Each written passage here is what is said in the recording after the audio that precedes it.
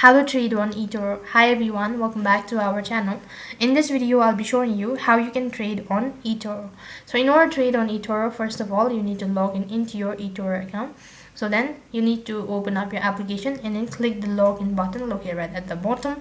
Enter in your credential and log in into your account. So then to trade on eToro, first thing first, you need to select an option in order to trade with. So basically trading on eToro means buying or selling cryptos. So what you can do is you can select either of these options. You need to tap on it, and next page, if you're sure about trading with it, then tap the trade button located right at the bottom. As soon as you've done that, you'll be able to see this kind of interface. So here you can either select to call or puts. So select either one of it, and so before you do the trading process, make sure that you have enough funds, and after that you need to select the quality type as well. So after that you also need to select the quantity, and you need to go through the pricing details and all sort of things.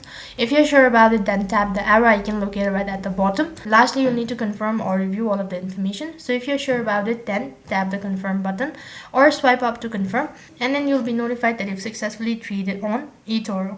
So in this way you can trade on eToro. That is all for this video. I hope the video was helpful. Make sure to like, share and subscribe to our channel. Thank you for watching. See you in the next video.